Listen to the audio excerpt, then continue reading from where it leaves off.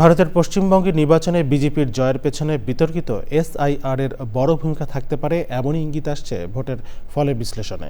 Voter তালিকা সংশোধনে এই প্রক্রিয়ায় বাদ দেওয়া হয়েছিল লাখ লাখ নাম, যা নিয়ে তৃণমূল কংগ্রেস সহ বিভিন্ন দল আপত্তি তুলেছিল।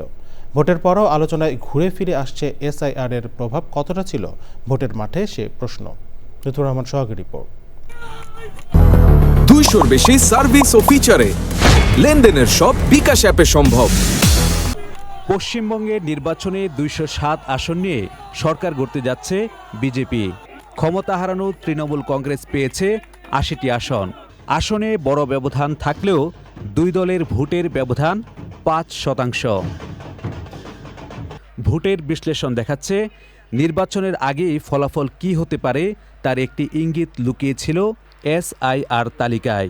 ভুয়া ভোটার বাদ দিতে 6 মাস ধরে চলা এই প্রক্রিয়ায় ছেঁটে ফেলা হয় 91 লাখ নাম, যাদের সংখ্যা মোট ভোটারের 12%। প্রধান দলগুলোর মধ্যে একমাত্র বিজেপি আগাগোড়া বিতর্কিত এই প্রক্রিয়াকে সমর্থন দিয়েছে।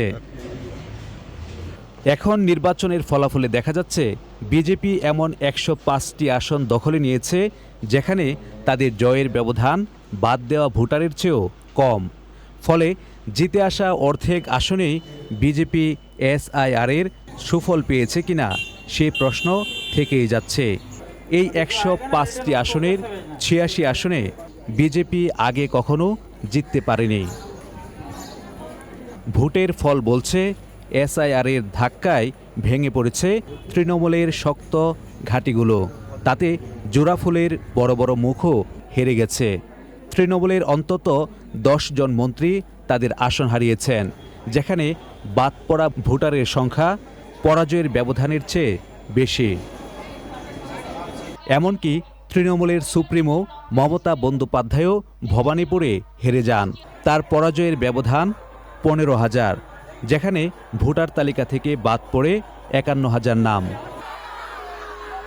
লুৎফর রহমান সোহাগ, চ্যানেল আই।